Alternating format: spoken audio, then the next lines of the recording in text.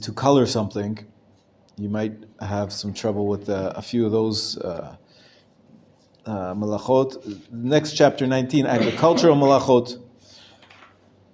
Agriculture was a bigger problem when people were actually farmers, but still, we have gardens, we have irrigation systems, and how to deal with flowers. Can you bring flowers on Shabbat to your guests? Or can you handle them? There's lots of laws about that. Chapter 20 is animals. So again, we don't really have animals nowadays around us except for pets. But in the ancient times, there was a lot more dealing with your farm. And animals get sick. Animals, how do you care for them? And there's a few malachot that are prohibited regarding animals. Chapter 21 is perhaps the strangest malacha. Why is it considered to be work at all? It's about carrying, we call it in English, carrying without an eruv. Eruv is, you're not allowed to take things in and outside of private, from private to public domains. And to carry in a public domain is a violation of Shabbat. And nowadays, we have in most places where there's a big Jewish community, there's something called an eruv, which makes it easier. But not everywhere do you have an eruv, so there's all sorts of laws about what's considered carrying and forbidden regarding hotzah. Can you even carry a key with you on Shabbat if you want to carry something? And then chapter 22, we get onto something which is a rabbinic prohibition called the spirit of Shabbat. It could be it's even more than just rabbinic, but beyond those 39 categories of work, there are many things which the rabbi said, this doesn't fit into any one of the categories. So it's not really prohibited. But if we allow this, then Shabbat will have a totally different character of the day. For example, riding bicycles and nowadays it's the scooters. If it's not electric, what could be the problem? But pretty much we avoid it. Musical instruments, for example. What's wrong with that? There's no real prohibition of playing music, but the rabbis forbade it for a number of reasons.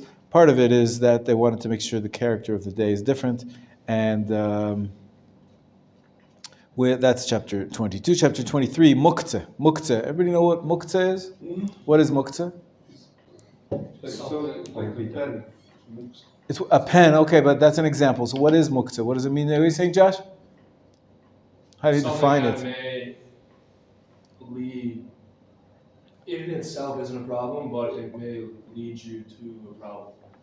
Good. So that's true in general about rabbinic strictures.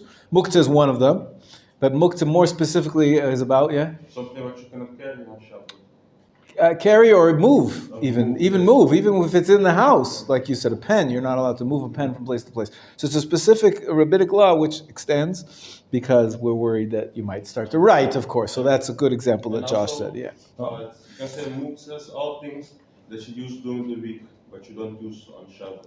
Right, anything that's not set aside for use on Shabbat. Good. That's muktzeh. Chapter 23, all the laws of muktzeh. Chapter 24 is the laws of children. Children are forbidden on Shabbat. What?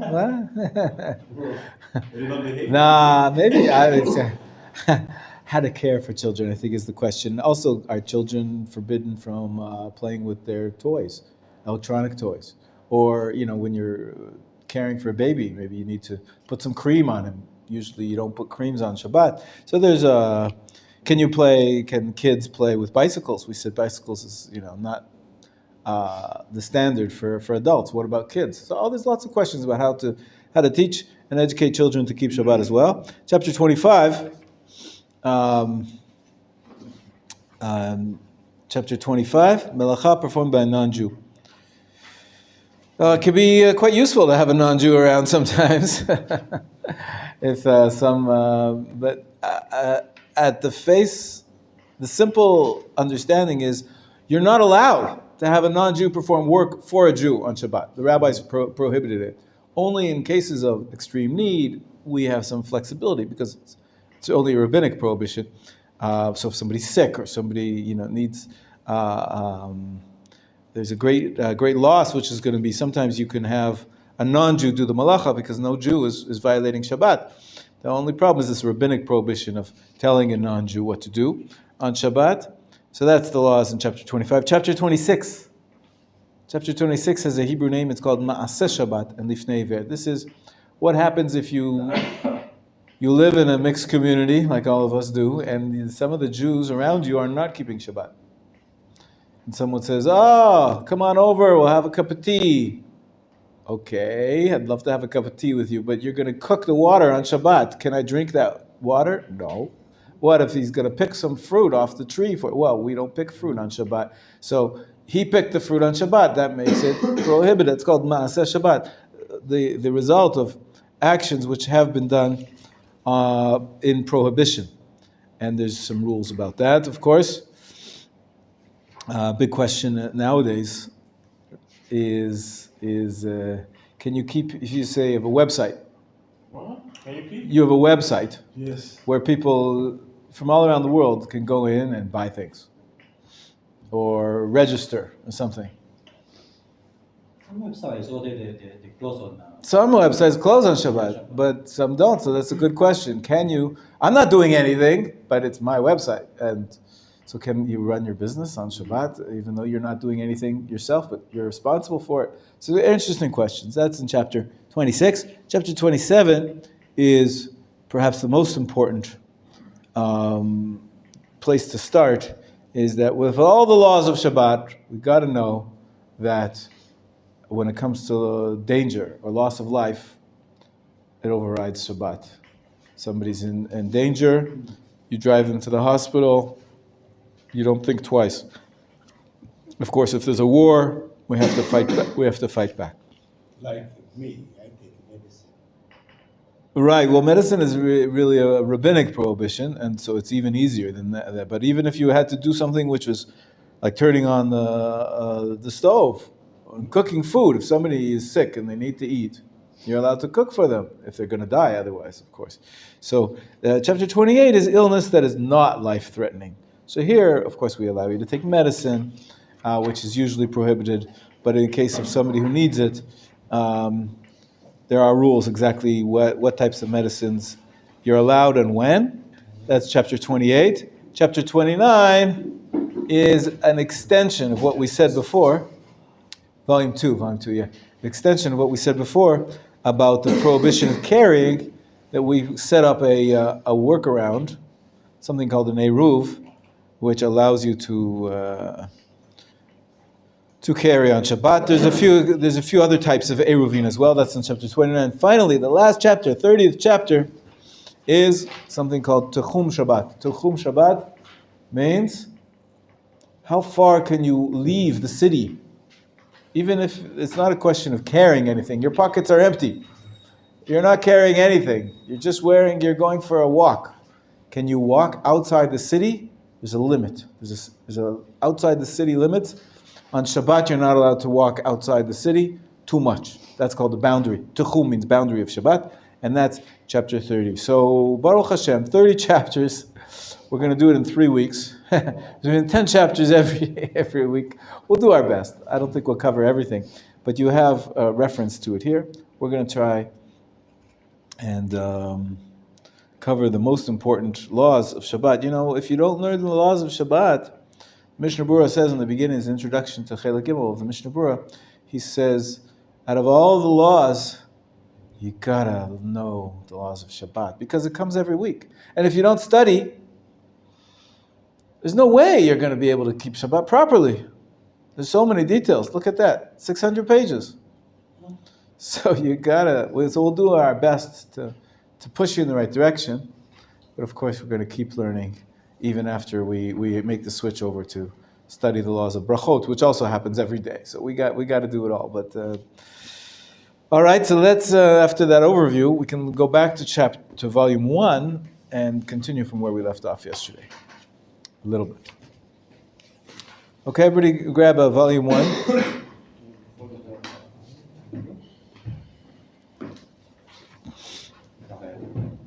Question? I have one. Thank you. Yeah, I have.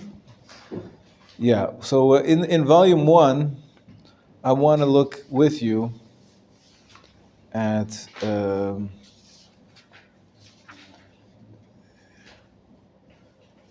basically chapter 1 is just an introduction. It talks about how central Shabbat is, the foundations of faith, that God created the world, that God rested so that He gives peace to the Jewish people.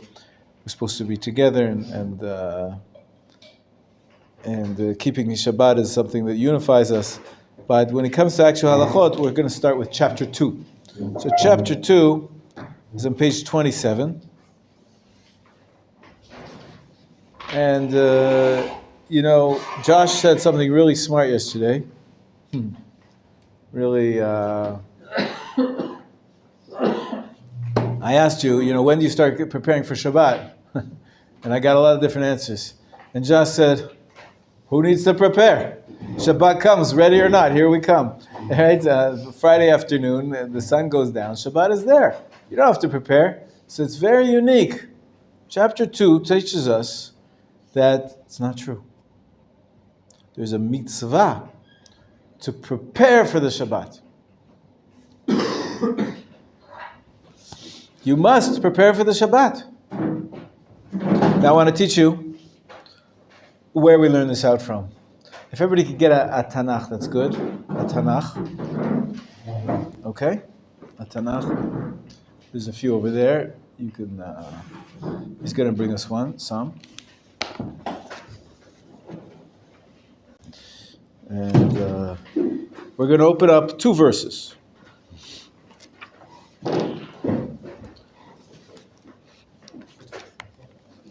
Okay? Or actually 3 verses. 3 verses. Open up to, can I get 1 too, please? If you have. Thank you. It's Shmot, chapter 20. That's, of course, the famous, what appears in Shmot 20? 10 Commandments. 10 Commandments, excellent. Verse 8. What page is that for everybody on the books that we're using here?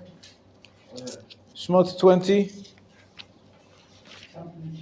86 double X and double X, right? So look on page 137. Yes, 137. Yeah, 2 X's is 20, yeah. X is 10, 2 X's is 20. Page 137. It's the 10 Commandments. You should know it. There was a custom once upon a time that everybody would recite the 10 Commandments every day. At the end of Shacharit. In this Sidur, they have it, I think. At the end of Shacharit, they have the 10 Commandments. Most people don't do that anymore, but look at verse 8 on page 137.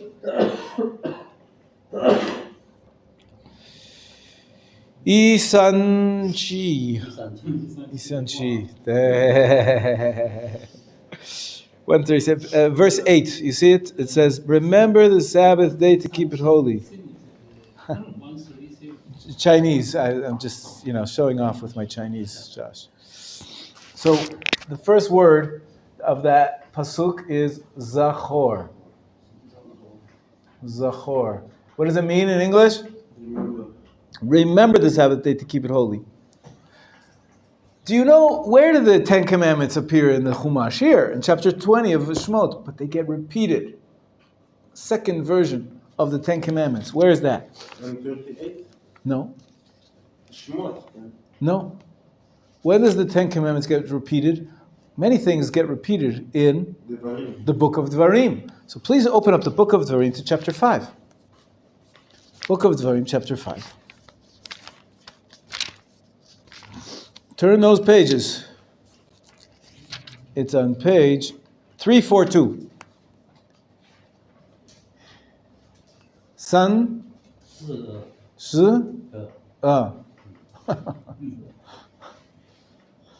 342. It's chapter 5 in Dvarim, verse 12.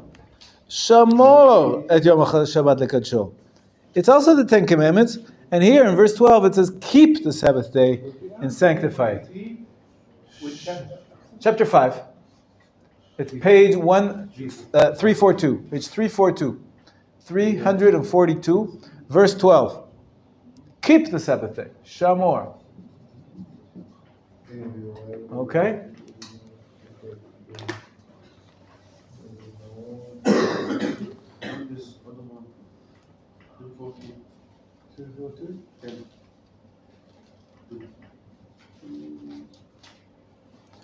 So what does Zachor mean? Who can tell me in English? Remember. And what does shamor mean? To keep. To keep. Okay, keep. Now, the tradition tells us, if you notice, there's a difference between keeping something and guarding it versus remembering something. Sages interpret that remembering is an active verb. You're supposed to do something to remember it. So this is the word which includes in it all the positive commandments regarding Shabbat. Okay, all the positive commandments. And then Shamor refers to all the negative commandments. What are the negative commandments of Shabbat? Not to work. That's right, not to work. And how we define work, we said the other day, 39 categories of prohibition, right? 39 categories of melacha that's forbidden on Shabbat. Because you're not allowed to do any of them because we have to keep the Shabbat. It means refrain from violating it with any melacha. Categories of work. Melacha is usually translated as work. I know you can't see this. I'm going to try to fix that. Okay? What's the positive commandments of Shabbat? What do you have to do on Shabbat? Kiddush. Excellent. Kiddush. What else? The meal. The meals. That's right. Resting. What resting? Kiddush. Rest. Very good. Havdalah. Havdalah. Kiddush and Havdalah is connected to, we remember it, right? We mention the Shabbat when it enters and when it leaves. Kiddush and Havdalah. What else? Shabbat candle. Torah. Shabbat candle is very good. So the truth is, these positive commandments for the Shabbat, how we're supposed to remember the Shabbat, there's very few. Kiddush and Havdalah and rest are the main ones. What about all the other things which are rabbinic commandments? Here we have to look up the third verse. Isaiah. Please look up Isaiah. I think it's 58. Yeshayahu 58. What page you got for me? It's 825. No, it's 826. 827. 827. Verse 13. Here we're going to be introduced by the prophet. Now the prophet usually, if the source of certain laws is not from the Torah, but from the prophets, it means that it's usually a source of a rabbinic law, not a biblical law. Biblically, we have these. Kiddush and Havdalah, which is remembering, and maybe rest, because the Torah speaks about rest. And the 39 categories go is work, which is forbidden. So I'm going to make a line here. Now we're going to see what it says in Isaiah 58, verse 13. אם תשיב משבת רגליך, לעשות חפציך ביום קודשי, וקראת לשבת עונג, לקדוש השם מכובד. So in English we say, if you turn away thy foot from the Sabbath, from doing thy purpose on my holy day, and call the Sabbath a delight, the holy of the Lord, honorable. So here we have two more words, which we're going to add to our list here of the Shabbat principles. It's page 827. Michael, can you help him out there? The legs. No pages. This is Pages. 827. Oneg, the Hebrew word, is you should call the Shabbat a delight. First, And then verse 12. 13, excuse me. Verse 13, yeah. and Kadosh. Mechubad, kavod. Kavod. verse 13. If you don't What does kavod means? Honor. Honor. turn away the foot from the Sabbath, Keep going. Binyamin, keep reading. From doing. from doing the purpose on my holy day, and call the Sabbath a Delight. delighted, The holy of the Lord. holy of Honorable. So we hear this is look on the board here. That's what we said. There's new two words. The Hebrew word for delight is oneg. The Hebrew word for honor is kavod. Here, these are the rabbinic mitzvot versus this is biblical, right?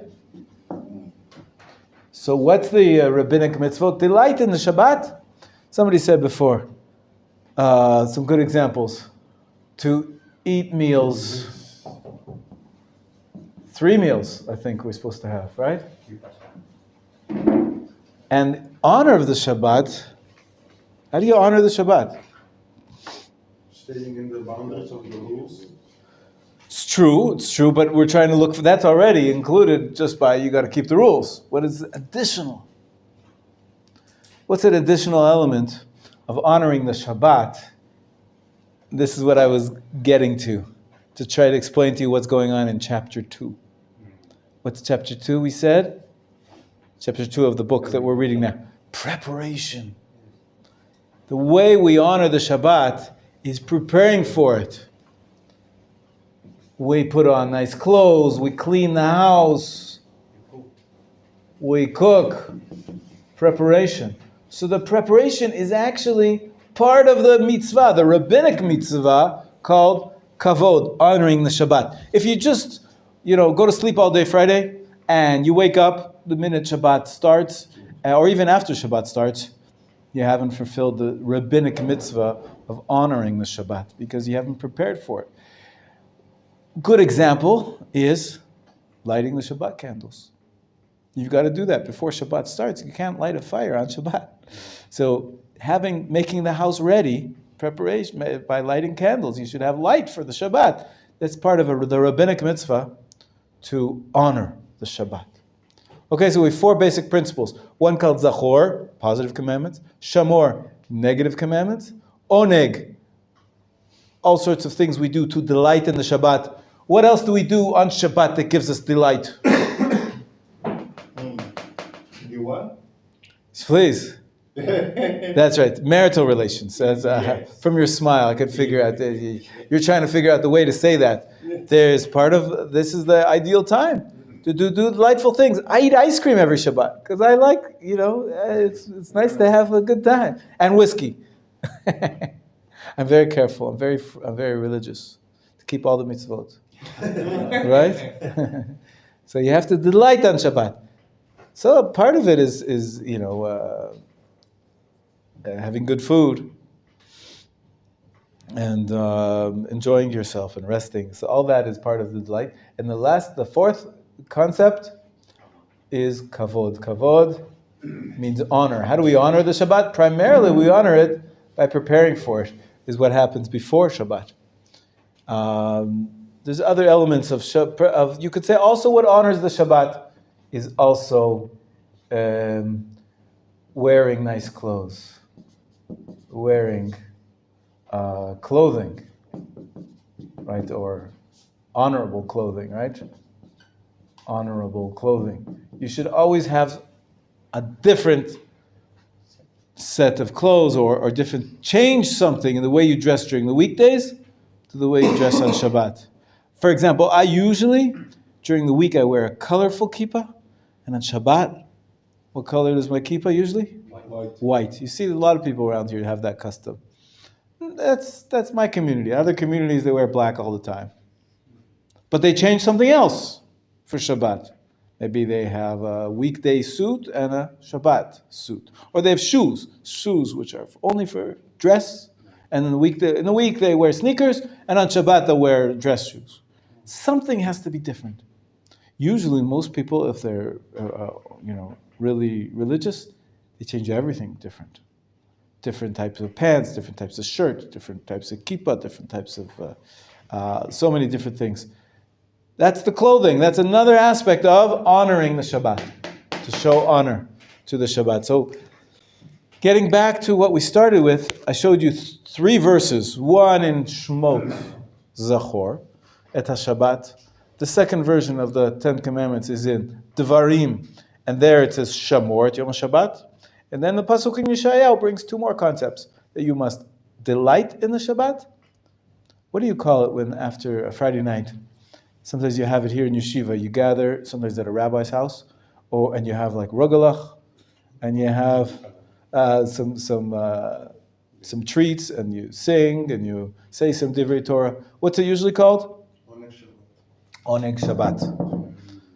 Because we're having extra tasty sweets and gathering together to delight in the Shabbat. So the meal or this gathering is called an Oneg Shabbat. Oneg Shabbat is the idea that the whole Shabbat you're supposed to delight, not only with one meal, but anyways, if you follow me, you'll have ice cream. Before the challenge. Yeah. Before white pants. Yeah. White. Some people wear white pants and jacket and everything white. That's a very, very unique custom that I think mainly some Kabbalists took upon themselves, that they want to be, it's a symbol of purity, white, usually. But it's not the most common custom. But there's unique individuals, what can I tell you? There's special people, they take on special practices. I try to stay, do what most people do. Yeah. If you're a Kabbalist, it's something else. You do lots of things different. First, I want to be a good Jew, a regular Jew. Then, at some level, maybe one day, I'll be even so special that I can be beyond the regular. And maybe then, one day, I'll wear white. When my beard goes white, maybe. It's not yet all white. It's getting there. It's coming. And be white and bigger. That's right. I figure when it gets white, then I'll grow a long beard. Long white beard is already worth it. If it's just, salt and pepper, I don't think I should. But anyways, that's up to you. That's style. That's a style. Okay, clear? So we those are the basic concepts of the laws of Shabbat. Let's go back to the book of Pnei Halacha.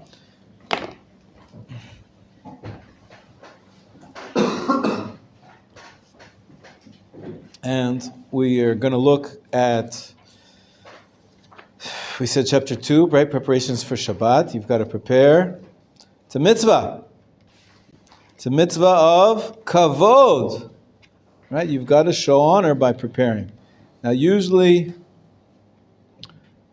most of the preparations are done on Friday because in the ancient world, they didn't have refrigeration.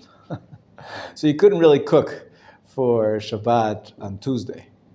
Then all the food will all spoil. Nowadays, we have refrigeration. Many times we cook in our house much earlier in the week, and then we put it in the freezer because Friday is just such a short day. What do you have to do on Friday if you don't prepare ahead of time? You've got to clean the house. That's also part of, the mitzvah of kavod. For the Shabbat should be clean. So you got to clean the house. Our houses are big. It could take a couple of hours just to clean the house, right? What else do you got to do? You have to read Torah 2 times, the Talmud. That's good, right? You've got to prepare by reading the Torah of the Parsha. What else? Before you cook, you said cook, but what do you have to do before you cook? If you don't have a refrigerator, you have to go buy. You have to go to the market. You have to buy your fish, you buy your meat, buy whatever it is, the vegetables, and then you've got to cook it. So you've got to shop, cook, bake, Make it prepare the table, set the table, of course, right? You're supposed to make your bed all night, and the whole house should be, very well clean and orderly to honor the Shabbat. It's such a busy day on Friday. So, especially during these winter days, where Shabbat is already after 4, it's so short.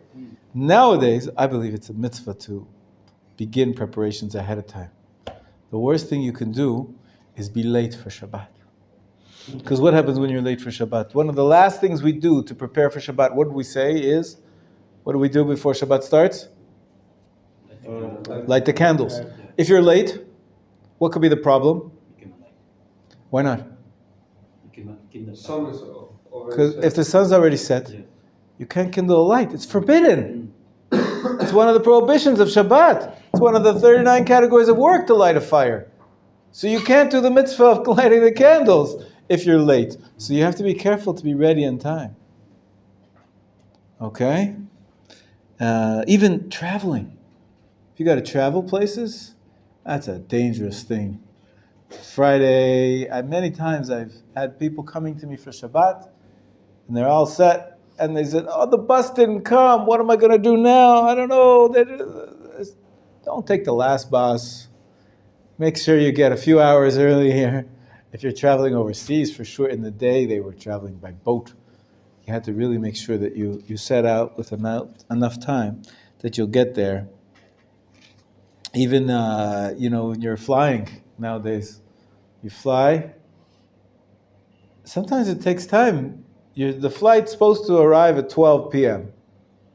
Should be enough time. If you land at 12, you go get your luggage. 1 o'clock, you're out of the airport. By 2 o'clock, you can be in Jerusalem. No problem, right? Just hop on the train nowadays. What happens if the flight is delayed? Have you ever heard of that? Is the flight sometimes delayed? Yeah. Often, right? And what happens if you can't find your bags? So it's delayed again. And then what happens when there's traffic on the road? Before you know it, it's 4 o'clock and you're not in Jerusalem yet. You don't know what to do. You're stuck in the middle of the highway. It's a big problem. You should always, some people have a rule, they never fly on Friday. Nowadays flying, it depends on the circumstances. If it's, early enough, if the flight's supposed to arrive at 8, even if you're delayed by 4 hours, you'll be okay. But I wouldn't play with fire. You really have to prepare. It's part of the mitzvah. It's a mitzvah to be prepared for Shabbat. Okay? So that's chapter 2. So far, so good? Now let's look at chapter 3. Chapter 3, we touched upon it the other day. A couple weeks ago. Chapter 3 is Shabbat times. When does the day start in Judaism?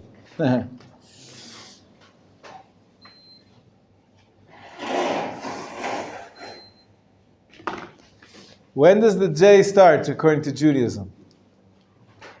From the Sunset. Good. How do we know that the day starts at night? Because in Bereshit, Bereshit, Torah describes the first day, the second day, the third day. It talks about it being first the night and then the day. In the secular world, how do we figure out what's a day? Midnight to midnight, right? Not the Jewish calendar. That's why Shabbat starts in the afternoon, right? But what is it? How do you define when the afternoon ends and the evening starts? Yeah, Josh. I just want to say, what are we not actually saying it's because it says that in the Torah? Because we don't follow the Torah literally. We would really say it's because it's what Chazal says, right? Right. So, correct. It's not a direct line, but it's through the filter of Chazal. They pointed out that this pasuk is guiding us how we should work the halachic system. By the way, it's interesting once you're touching on it, Josh. There was a different system that in the Beit HaMikdash.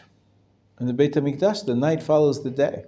When you bring a korban in the daytime, you can complete some of the performances, part of the activities, in the following night. So Beit HaMikdash works differently. So you're absolutely right. According to our tradition starts, of course, with the psukim in the Chumash, but it continues through the interpretation of the sages. And they interpreted regarding the Beit HaMikdash, it's day and then night. And regarding everything else, it's night and then day. Okay, so when does the day turn into night? Well, it's very hard to pinpoint, because every evening there's something called twilight. This is a matter of long discussions. Until today, the rabbis have various systems for defining night versus day. We'll keep it simple now. I'll tell you the common custom. Common custom is what Eitan said just before. Keep it clear in your mind. Sunset. When the sun sets, it might be Shabbat. And I say might be because there's a period of 20 minutes. We talked about it regarding the Hanukkah candles. It's called twilight. And only then, when the stars come out, about 20 minutes later, 30 minutes later, whatever it is, according to where you live in the world, then it's for sure night. So we have a period of for sure day, and, well, you can still see the ball of the sun. And then, once you can't see the ball of the sun anymore, it went below the horizon. The ball of the sun went below the horizon. So then it's a period of doubtful day and doubtful night. And then, when it's all dark in the sky, then it's for sure night. You can see, how many stars? 3 stars. 3 stars, right? That's the sign of nighttime. So every Shabbat, you have to be careful to light your candles when? 3 stars. No. Before 3 stars. Before when? First year. Before the sunset, because once the sun sets under the horizon, it's doubtful. It's right, the twilight is halachically defined as doubtful time. It may be night. So if it's night, you can't do any lighting a match anymore. So you have to light your candles by sunset. Not only that, the rabbi said 2 issues. One is, maybe you'll be off. If it's a cloudy day, you can't see the sun. You might be off by a few minutes. So as a precaution, around the world became universal.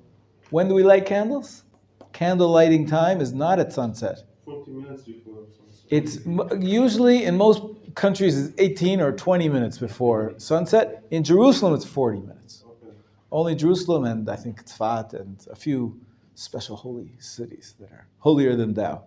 They go a full 40 minutes before sunset. Okay, so if sunset today is about 4:40, so by Jerusalem you're kind of lighting candles already by 4 o'clock. I have difficulty. I'm inside. Trying to finish everything before Shabbat. Yeah. Yeah.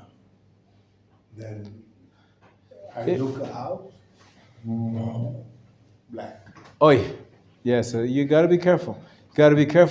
You're allowed to light your candles and still do work until the actual sun goes under the ball of the horizon. The ball of the sun goes underneath the horizon. Sunset, by then, you're not allowed to do any work because it's doubtful whether that's night or day. So if you try for 4 o'clock and you miss by 5 or 10 minutes, you're okay. Because for sure it's before 4:40. Sunset nowadays is, I think, 4:40 approximately. You can look it up. 4:50 already? So you have the 4:10. 4:40? 4 o'clock was lighting, Oh, okay. so 40 minutes. 40 minutes later, yeah. Some places they only do 20 minutes before. But still light, still 50, still light, but it's 40 minutes. Right. No, whenever the sunset is, astronomically, you're not allowed to do any melacha. But then there's another consideration. Why I said you should light early? Because you're supposed to add onto the Shabbat. Shabbat's not supposed to be just 24 hours. There's a mitzvah, according to some poskim.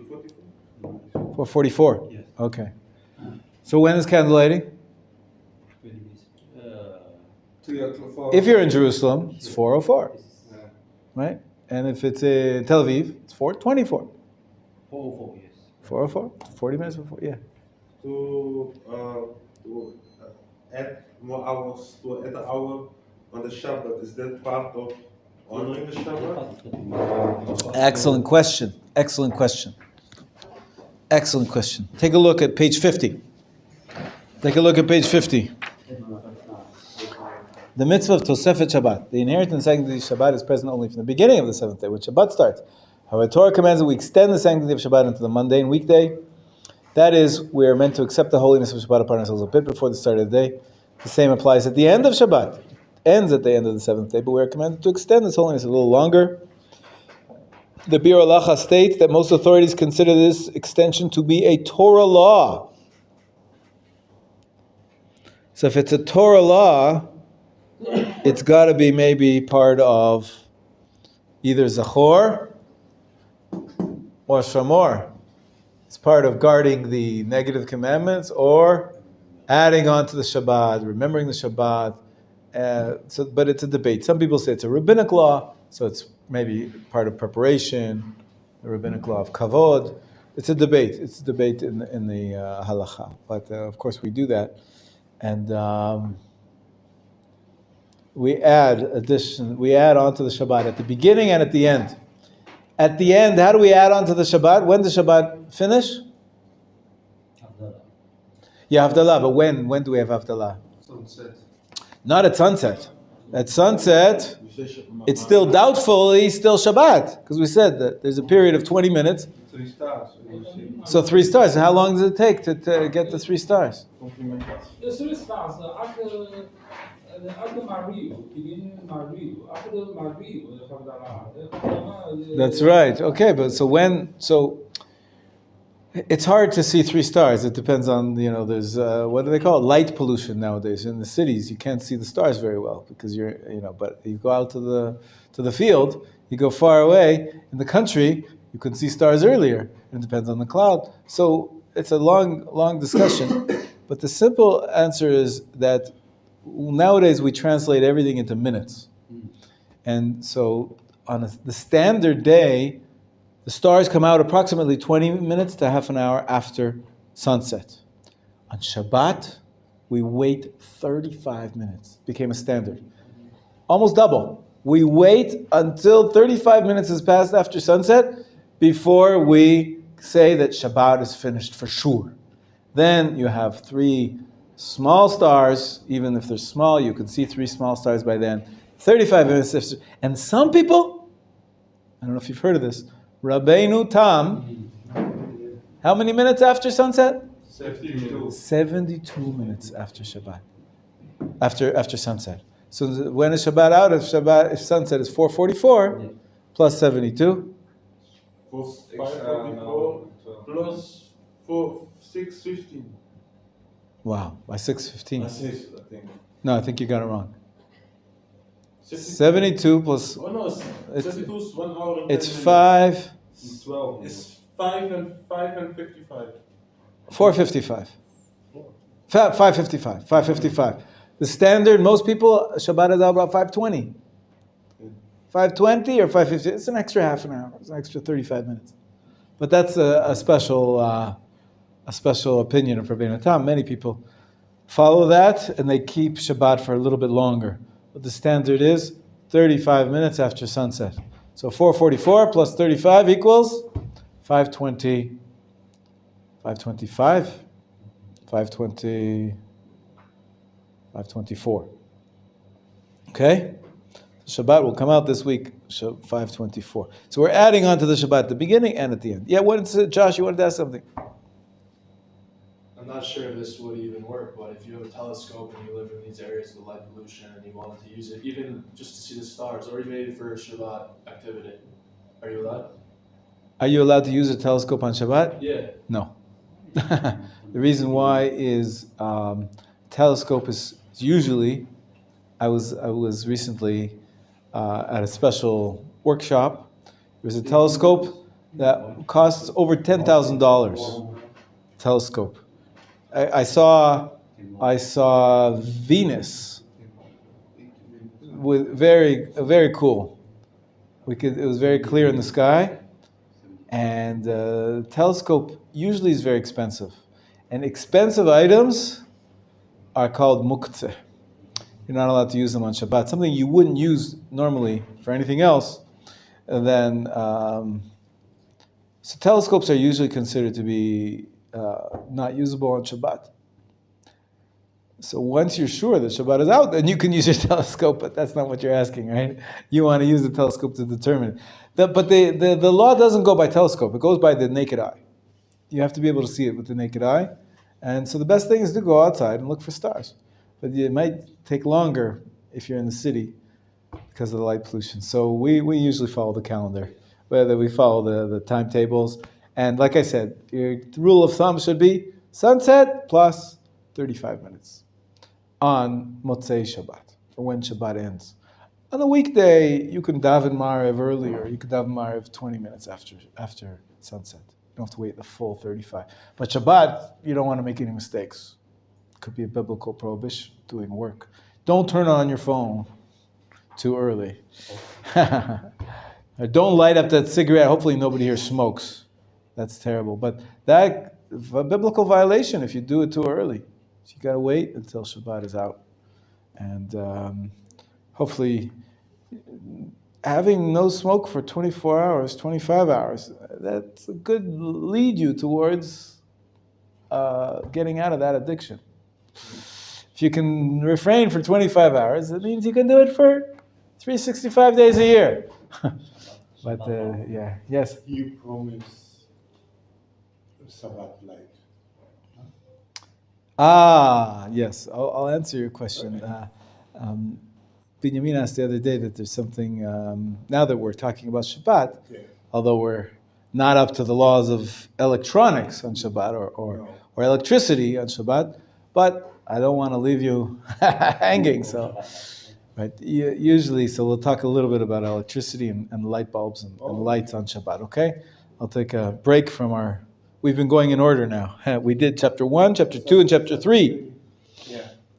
And even chapter 4, we didn't talk about it much, but lighting Shabbat candles, we'll talk about it in a minute. I want to answer Binyamin's question about something called a Shabbat lamp. You know what I'm talking about? Have you seen those? Yes. Right, so the short answer is that in general, you're not allowed to use electricity on Shabbat. And especially you're not allowed to use electricity which turns on a light bulb. Incandescent light bulb might even be biblically prohibited because there's a little filament that heats up. It's like making fire. But even without that, we don't use electricity unless, it's a security need or something like that. So how can you turn the lights on and off? How can you have a lamp, a Shabbat lamp? The answer is most of these Shabbat lamps are on all Shabbat long from before Shabbat. You don't do anything on Shabbat that is anything significant. So how do you turn them on and off? Usually, as Stephen was saying, they're just covered up. You have the light here, and they have a cover on them with a little window. So if you turn it this way, then the light shows. If you turn it this way, the light's covered. And it's a mechanic cover, which it's as if you're turning the lights on and off. But really, you're not turning the light on and off. The light is always on. And you're just covering it, so no light comes out. That's what most Shabbat lamps, how they work, with just a mechanical cover. And there's nothing wrong with that. You can block the light. You're not turning it on, you're not turning it off. So most Shabbat lamps work like that. Does that answer your question, Benjamin? You're not sure. If there is something that has My lamp is say that here is okay, lamp. yeah. If I You slide it up? press the button here Yeah. You can press. and then go up, then go up. Because, or it's some. Why don't you bring it in for us? Yeah, Show us what you mean yeah. It goes next up, time. or it goes down. Right, so if usually it's a lever which can be moved mechanically. You're just moving the cover. Yeah. So that's no problem on Shabbat, because you're not turning the lights on. The prohibition of work was associated with creating the light or using the electricity. We'll have to deal with it at a later time. When it goes up, Yeah. or it goes down, Yeah. then the light. You can see. That's true. You It's can true. see. Then what are you doing? Right. Uh, It's surprising for sure. But there's no prohibition on covering a lamp or uncovering a lamp. Right? Can you open a window on Shabbat? Yes. And close a window? There's sun coming in. You close the windows here, you won't see any sun. That's all you're doing. You're just covering the light. It's like a curtain.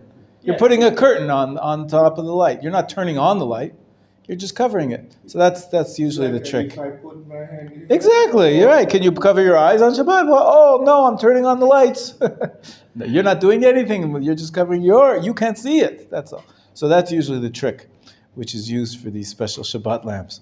And for just a few hundred shekels, you can buy one of these special devices. Only 100 shekels. Yeah. Nice. Bring it in for us. We'll talk about it. Yeah. Okay. Well, first Michael and then Eitan. Can you move it? Does it have to do with Good question. There's a debate. Some posts can allow it, some posts don't. Depends what kind of light it has in there. If it's going to flicker, When you move it, that's a problem. You want to, because then you're moving it will cause it to go on and off. But if it's a very solid light, especially if it's an LED light, LED lights usually used, and they are much farther away from anything prohibited. Some rabbis allow you to move the base, move the whole lamp here or there. But for sure, to turn it or to cover it, there's no problem. Yeah. For example, on Yom Tov, you are allowed to cook, but you have like the fire from the gas. Right. But you're not allowed to turn it off. But Right. You can cover it, the fire, and then there's no air inside, and then it will go out by himself. No, you're asking about the laws of Yom Tov, first of all. Laws of Yom Tov are different, but you can cause it indirectly to go out. But just covering it, that's immediate. The minute you suffocate it, it'll go out. So that's considered to be extinguishing, which is prohibited even on Yom Tov. But there's other ways that some people say you can turn out a fire on Yom Tov indirectly, like if you put a boiling pot of water on top of the gas, and then when the water boils, it'll overflow. And so the water will put out the gas. And so you didn't do anything. You cooked up the water because you wanted to have a cup of tea. And the overflow turns off the gas. So then, just closing the gas valve doesn't turn off the fire. The fire is already extinguished. That's a trick that some people use to turn off the gas. Some people leave the gas on the whole Yom Tov. But that's only Yom Tov. You're confusing us. Don't confuse us with Yom Tov. Enough. Let's go back to Shabbat. Okay? Rabbi, Yeah. how about using timer for the light? Is it? So some poskim say it's okay. Most poskim say it's okay. Some rabbis didn't like it, but it's become quite common that we use a Shabbat timer. As long as you set it all from before Shabbat. It goes on, it goes off, goes on, goes off. You do that with the electricity, you can do that with the lights, you can do that with the air conditioner, the heater. Yeah, most people consider that to be, it's not an action that you do. We're going to get to the laws of Shabbat more. Okay, let's go back to chapter 4. Chapter 4, lighting. Who has the mitzvah to light the candles? Pinchas. Who has the mitzvah to light the candles for Shabbat? Chapter 4.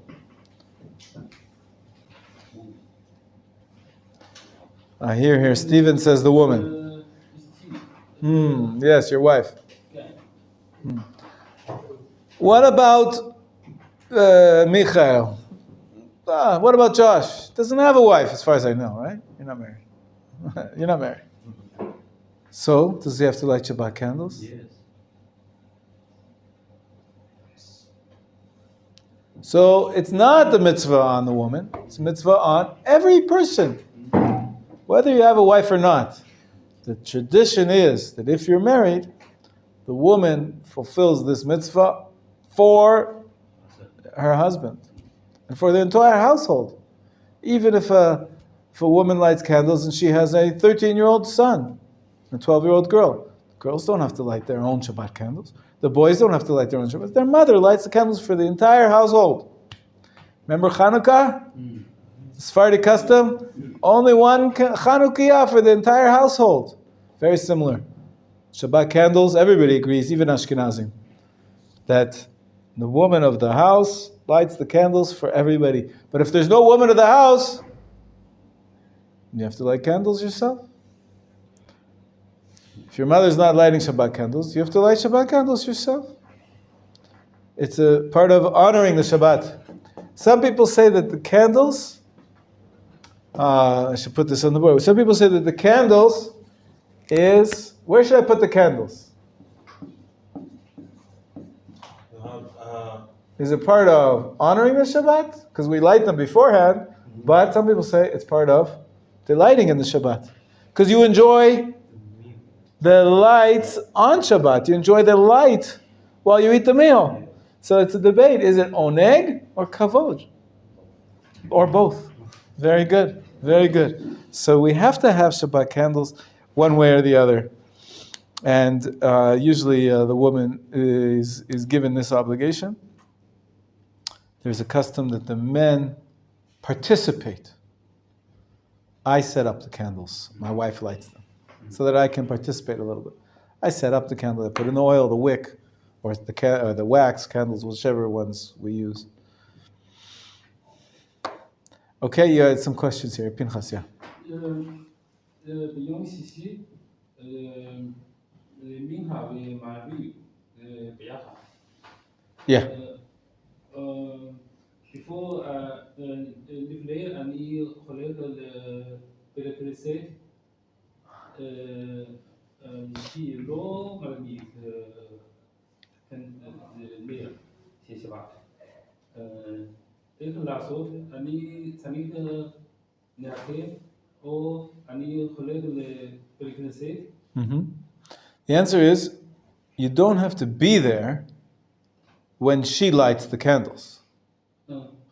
So you will be at Mincha, and she'll be lighting the candles at home. You don't have to see her light the candles. She lights at the right time, 20 minutes or 40 minutes before sunset.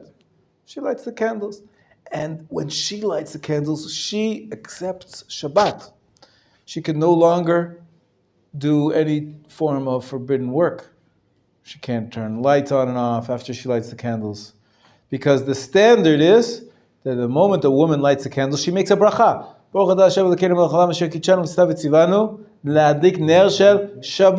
So she's defining it as Shabbat. Usually, for them, that means it's Shabbat, even though it's early. It's 20 or 40 minutes before sunset. For them, it's Shabbat. If she lit candles, then she's not allowed to do any more work. The standard, though, is that men don't accept the Shabbat at that moment. Even though the candles are lit for them too, the men don't accept the Shabbat. Why? Because they still have to go daven Mincha. Mincha is a prayer of Friday, of a weekday prayer. And so if they accept the Shabbat, how are they going to daven the weekday prayer? And so when do the men accept Shabbat usually? Tehillim 92. Yafeh meod. Or L'chadodi. In the Shabbat, Kabbalat Shabbat service, that's when men accept on the Shabbat. In my synagogue, they make an announcement. They say the community of Sukkot David, that's what it's called, accepts upon itself Shabbat. They make an announcement. The point is, it's got to be done, ideally, before sunset. Because you want to add a little bit onto the Shabbat, like we said, at least a minute. Sometimes you're late with Mincha, and it's not good. You should really finish Mincha on time so that you can then accept the Shabbat in your words.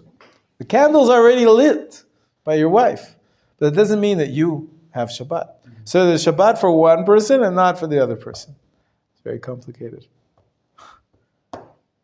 Right? Shabbat is individual. It depends on whether you accept the Shabbat on you, if it's before, until the sun sets. Once the sun sets, Shabbat whether you like it or not. Whether you accepted it or not. Whether you lit the candles or you said L'chadodi or Mizmor Shir L'Yom HaShabbat. Once it's sunset, it's Shabbat. But you should try to accept the Shabbat a little before that. Other questions about candles? Yes? Yeah, for candles, let's say my wife lit the candle, and my children can they light their own candles or? So the Chabad, you've heard of them? Yeah. Yeah, it's a big movement in Judaism. They have the guidance. The Rabbi said every girl should light Shabbat candles from the age of 12. Even though she's not married, and even though her mother is lighting, the girl should also light. Most communities don't do that. I decided that my daughter should light candles, although I'm not a Chabadnik. I wanted her to have something to do, something religious activity, to participate. So it's a matter of debate. Some communities where the young girls light. Most communities, only when they get married, do women start to light the Shabbat candles. But the Rebbe, the Bavitcher Rebbe felt it's such a big mitzvah to teach women to light candles even before they get married. So, okay, anything else? One more question. Right? Yeah. Regarding the accepting of the Shabbat, I heard they say that Sephardi the movement they accept Shabbat after the sunset. Is it correct or No, no? no. It's just the lighting candle. All women should be accepting the Shabbat when they light, which is before, 20 minutes before, or at least 20 minutes before sunset. Okay? Yeah. To light 2 candles? Yes, that's the custom. You know what it says? Why do we light 2 candles? Because of Zachor and Shamor. These 2 basic principles it says in the Torah, to guard and preserve, so we have 2 candles to remind us of the positive mitzvot and the negative mitzvot, to keep and to remember, to remember and make Shabbat special in 2 ways. 2 sides of the same coin, the positive commandments and the negative commandments. This is an ancient custom that we light 2 candles for Shabbat. Okay? There's a story in the Talmud about an old man. You know, you've heard of Rabbi Shimon Bar Yochai, right? Yeah. Say he was in a cave. For how long? I think 7 years. Or was it a year? Rabbi Shimon Bar Yochai was in a cave. He came out of the cave. He was hiding from the Romans. He came out of the cave and he saw an old man running. He said, "Man, why are you running?" He says, "It's Friday afternoon and I'm running to be ready for Shabbat." He said, "Oh, that's nice. That's good. People are being careful to prepare for the Shabbat." But he had in his hands 2 olive branches. He says, "What do you have 2 olive branches for?" One for Zachor and one for Shamor. So it goes way, all the way back, this idea of having 2 to commemorate these 2 aspects of the Shabbat. The Zachor and Shamor goes way back to that story. And to this day, we have a lot of 2s when it comes to Shabbat. The 2 candles. What else do we have 2 of? 2 challah. 2 challah. What else do we have 2 of? 2 kiddush. 2 kiddush, right? Kiddush in the morning and kiddush at night. Yeah, what else? 2. Guest. If you're lucky. If you're lucky. All right. Other questions about candle lighting? 2 times Amidah and then the Shacharit. Right. There's a Shacharit and Musaf. Very good. Very good. A lot of double things. Shabbat. Where does it come from, this idea that we should have double? Obviously, Zachor and Shamor. What else? Yeah. We brought 2 korban. 2 korbans. What else?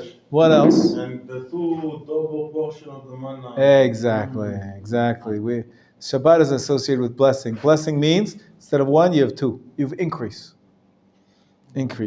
So surplus. So from 1 to 2. So we have 2 chalot because the Jewish people in the desert got 1 portion every day, and then on Friday they got 2 portions of man, and the 2 chalot, the 2 breads that we use, are symbol of that.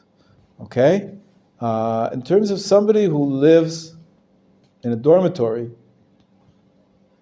I don't think you're allowed to light candles in your room and leave them unattended. So usually, and also in a hotel, you can't light the candles in your room. So you light candles where you eat usually. As I said, part of it is oneg, right? The candles is that you should delight and you benefit from the light. So where you eat is usually where you're going to benefit from the light. Nowadays, of course, we have electricity. So it's much easier. You leave the lights on. But you should light a candle where you eat or where you have a place which is considered yours. And in the dormitory, for example, here in Machon Meir, I believe one student, maybe his mother is not lighting candles, he lights the candles and he has in mind to cover all of the students in the dormitory. So not every single student has to light his own candles. Yes.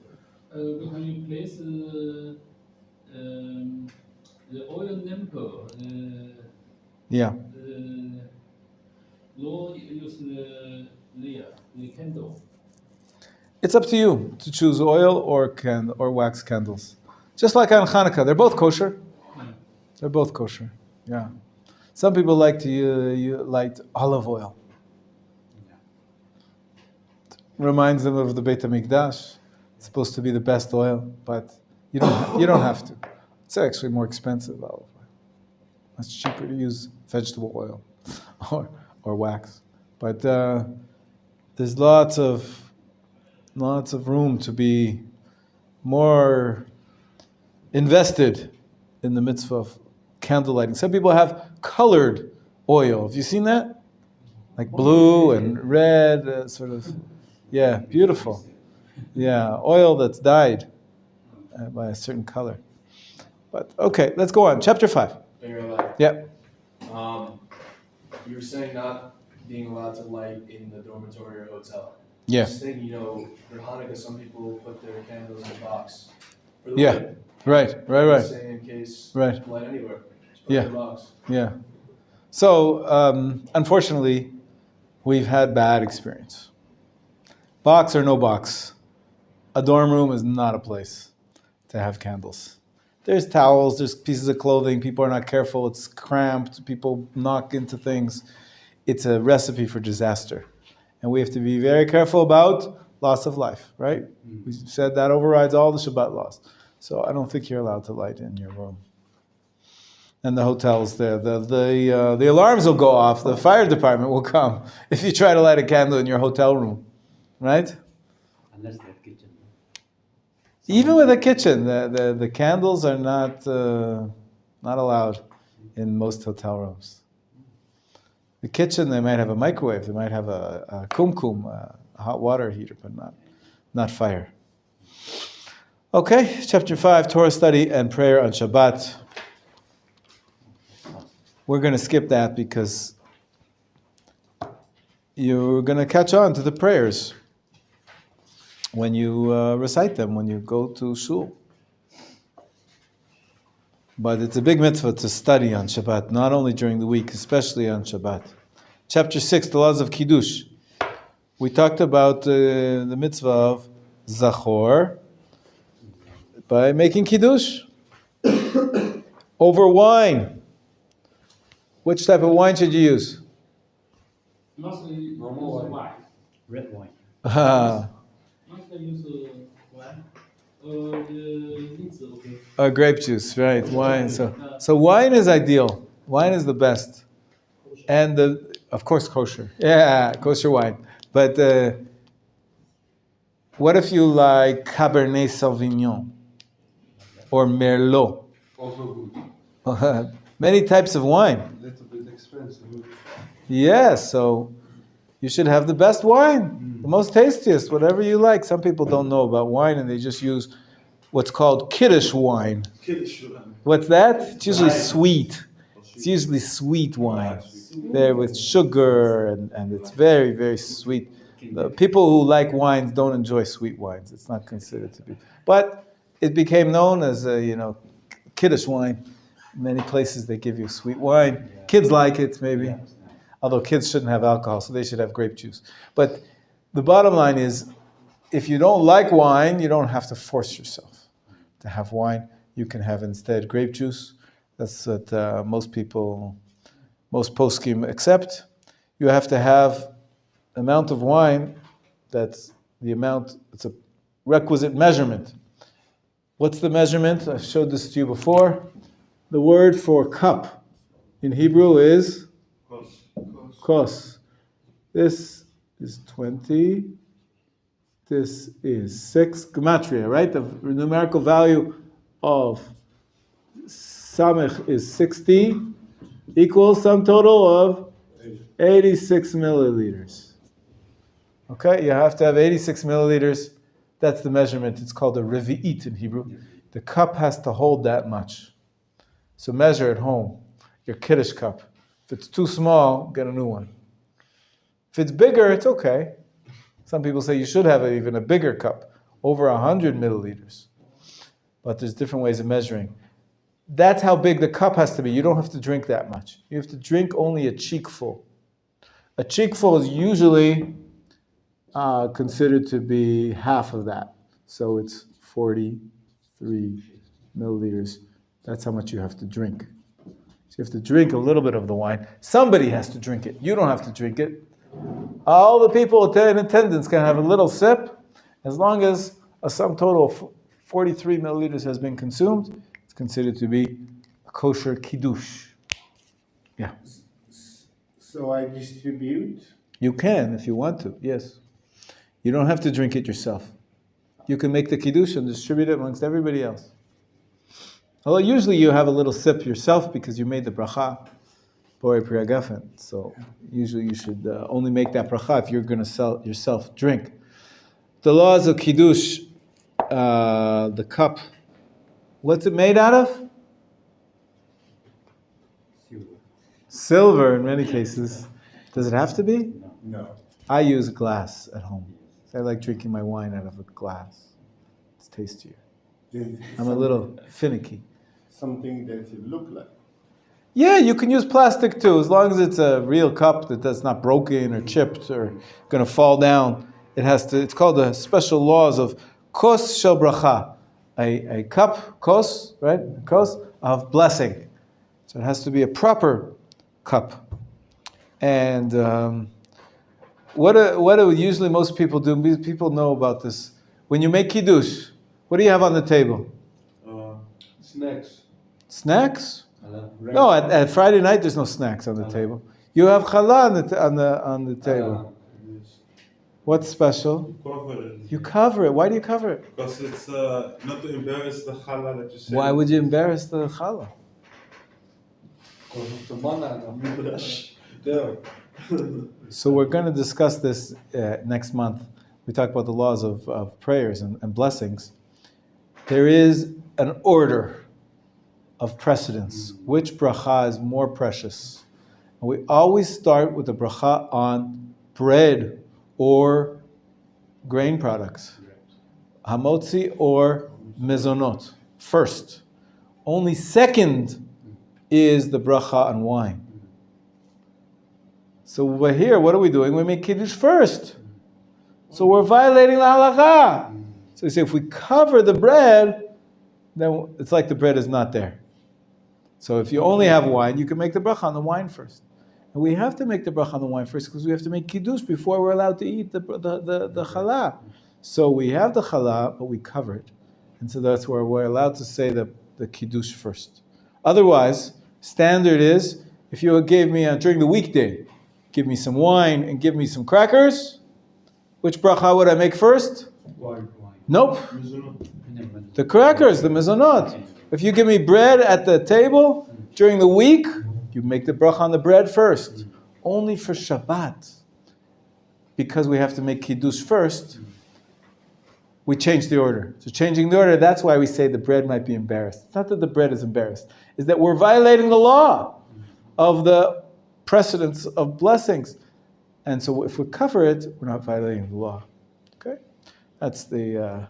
my father would always say, shh, chalot are sleeping. Cover them with the cover, put them to sleep. You have to be quiet. Because after Natilat Yadayim, you're not supposed to talk, right? So he made that joke whenever they were little kids. Okay, so we lit the Shabbat candles. We made kiddush, and we talked about the basic mitzvah of kiddush. Let's go on to chapter 7. We're moving ahead. To chapter 7, yes?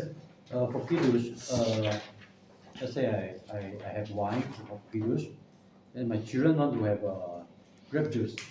Sure. So I pour it together and say the blessing, or I finish. So yeah, the different systems. Yeah, some people pour everything out beforehand, because that's good. That after you make the bracha, you should drink as soon as possible. And so if it's all poured out, there's no waiting. But other people say, no, we want you, it's ideal to have a little taste from the cup of kiddush, of the person who made the kiddush. So you pour from that kiddush cup into little cups for everybody else. That's also okay. But what you're saying is, if the kids are not going to get from my wine, they're going to have grape juice anyways, might as well pour for them beforehand. And then you don't have any weight. Right? There's many different systems. They're all kosher. They're all good. We're not going to get into all the details. But okay, chapter 7. What's it about? The Seudah. Seudah. What's a seudah? Meal. A meal, a festive meal. Suda is a festive meal. How many? 3. Why? Why? Plus 1. Why 3? 3. 1 in the evening, 3. 1 in the morning, like 12. Right, why? Open up the book of Shemot.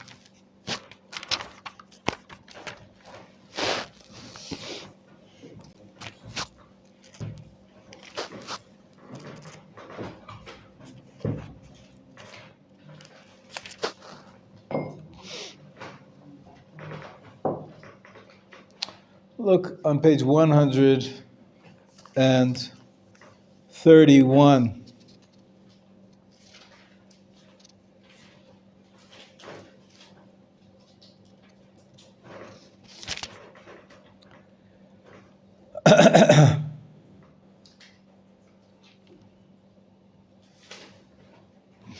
Verse 25. ויאמר משה, איכלו היום, כי שבת היום להשם, היום לא תמצאו בשדה. And Moses said, eat that today, for today is a Sabbath unto the Lord. Today ye shall not find it in the field. Page 131, verse 25. This is a verse about the man. And in one verse you have the word today 3 times. Hayom, hayom, hayom. From here the sages attached the idea that you're supposed to have 3 meals hayom on one day. In the ancient world, I don't know what it's like in China. Some societies, they have only 2 meals a day.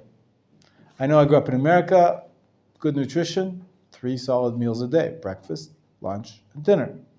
But in the ancient world, most people, they had breakfast before they went to work, go to work all day, come back at the end of the day, you have dinner before it gets dark. 2 meals a day. Shabbat is special. Shabbat, we add a full meal, 3 meals a day to honor the Shabbat. So, having the 3 meals, we said it's part of delighting in the Shabbat. Instead of 2 meals, you have 3 meals.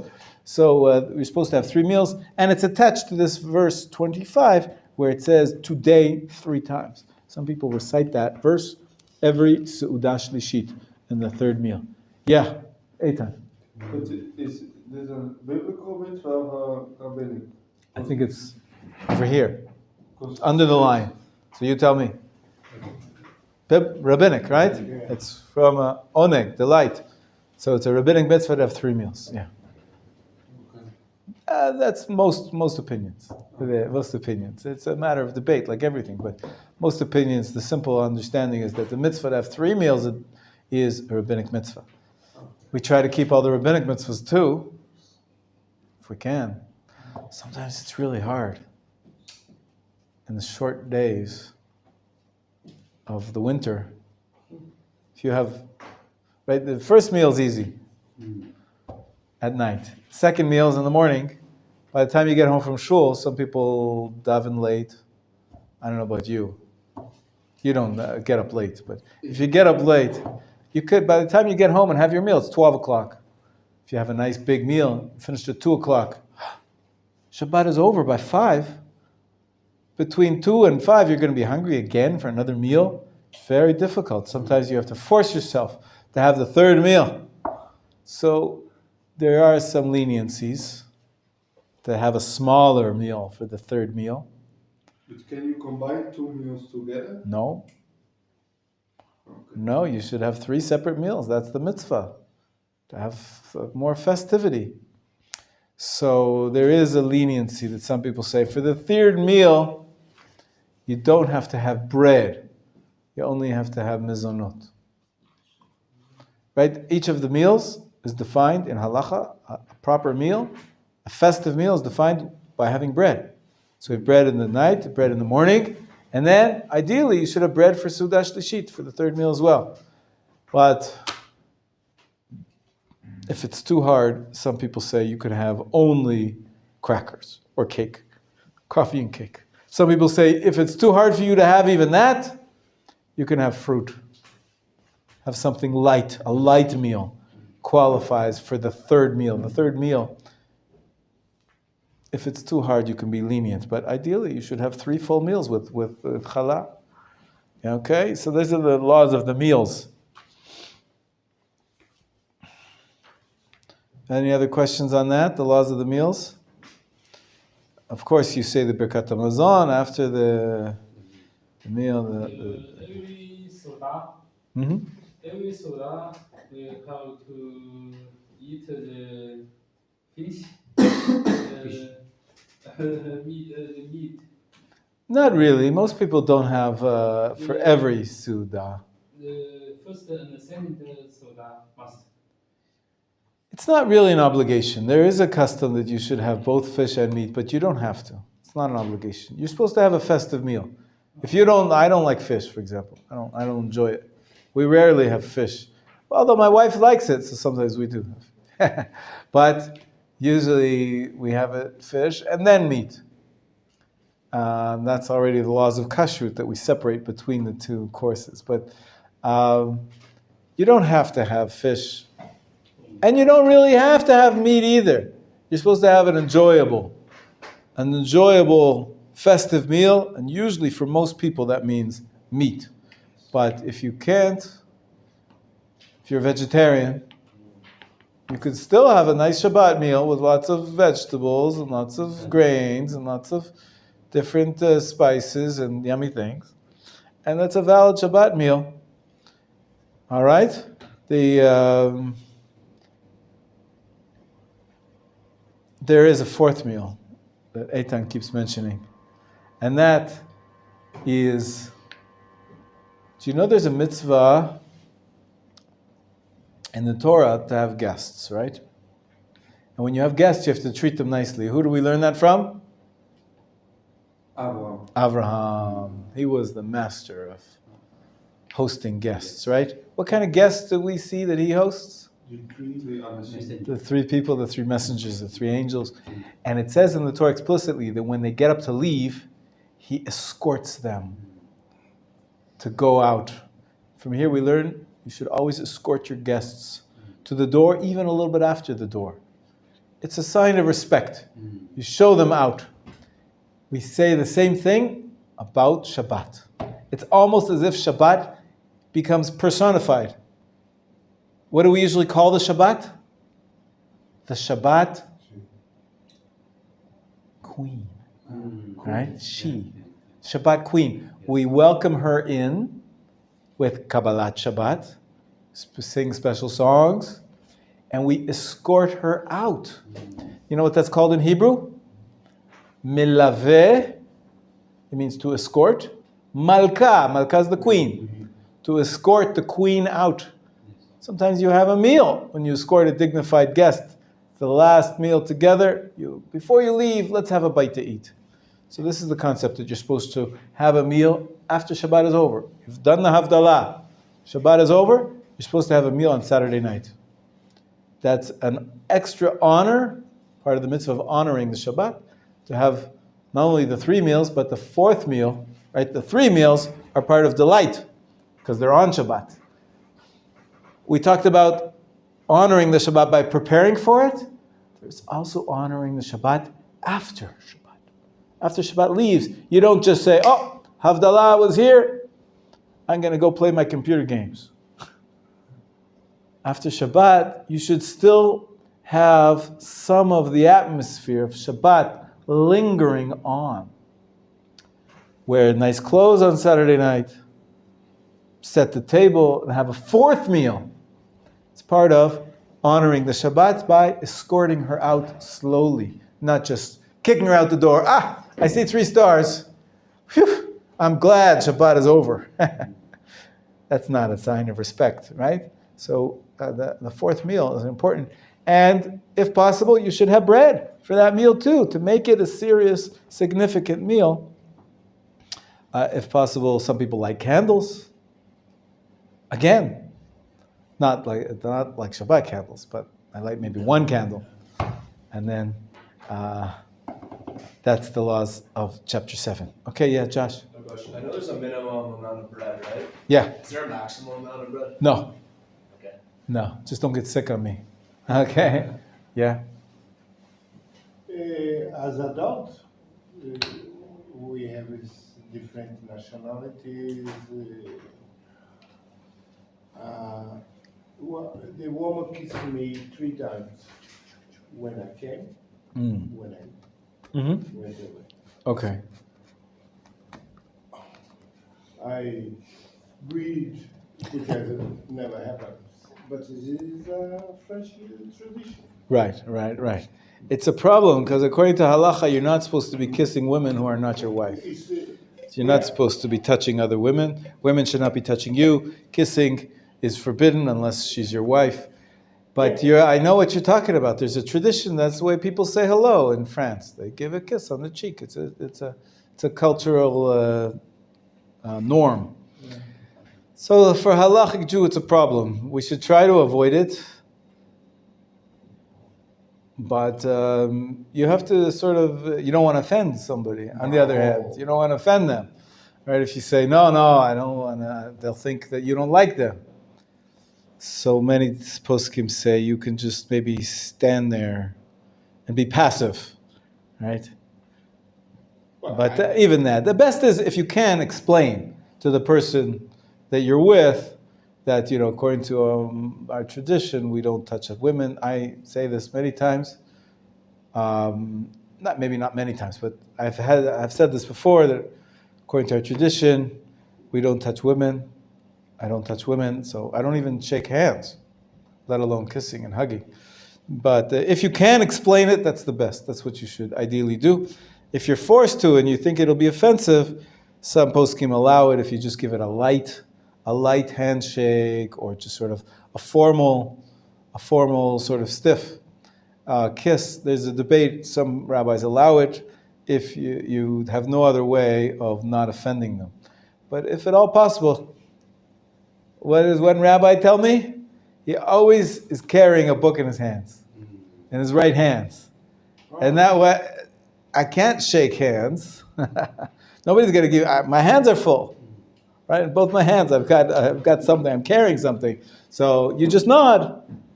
Obviously, if I wasn't carrying anything, then they'd say, sure, they'd give me a handshake, and I don't want to be touching women, so it's a problem. So you have to prepare ahead of time. That's the ideal situation, to try to avoid touching the opposite sex.